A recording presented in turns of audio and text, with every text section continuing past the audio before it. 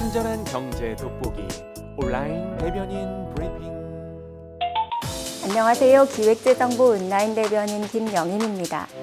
오늘 전해드릴 소식은 바로 오늘 아침 확정된 2022년 예산입니다.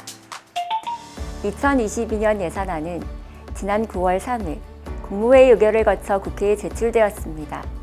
그리고 12월 3일 오늘 아침 9시에 국회 본회의에서 의결 확정되었습니다.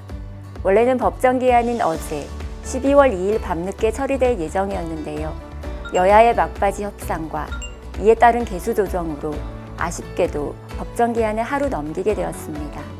홍남기 경제부총리는 2022년 예산안 국회 통과 직후 내년 예산이 코로나 한파로 어려운 경제에 따뜻한 온기를 확산시키는 동시에 코로나 종식과 완전한 경기 회복, 새로운 도약과 재정의 선순환 구도의 마중물이 되기를 기대한다는 소회를 밝혔습니다.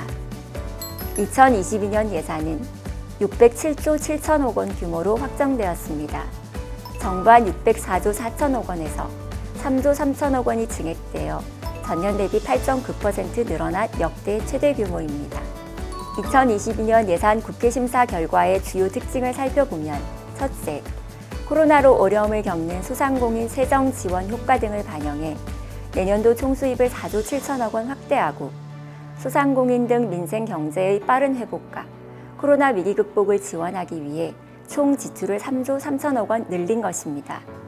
정부는 교부세 교부금 2조 4천억 원을 제외한 전체 증액 규모 6조 5천억 원에 50% 이상을 소상공인과 방역에 최우선적으로 지원할 것입니다.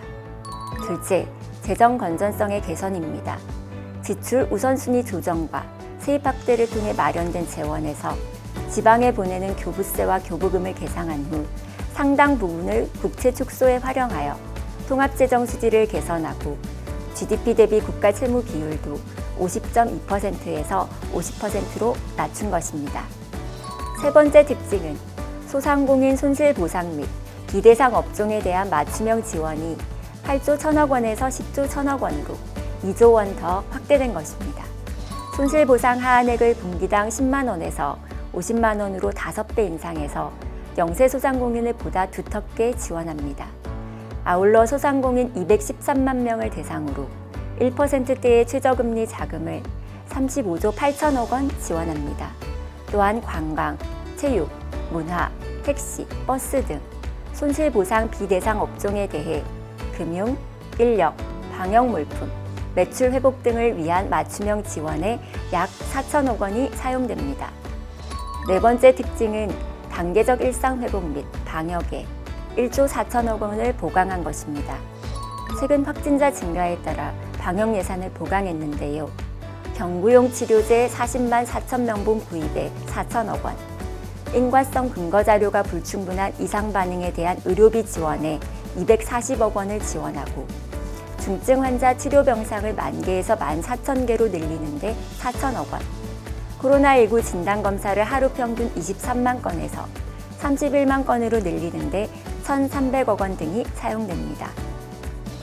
607조 7천억 원, 역대 최대 규모로 확정된 2022년 예산에 대한 국회 심사 결과의 마지막 특징은 돌봄, 보육, 농어민 등 민생 현안 지원과 지역 상품권 발행 확대를 통해 지역 경제 활성화를 뒷받침하는 것입니다.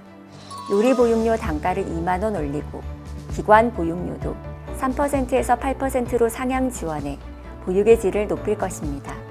비료 생산업체 무이자 대출 등으로 농어민 지원을 강화합니다. 지역사랑 상품권 발행의 국고 지원 규모를 6조 원에서 15조 원으로 2.5배 확대해 지역 경제를 살리는 데 힘을 보태겠습니다.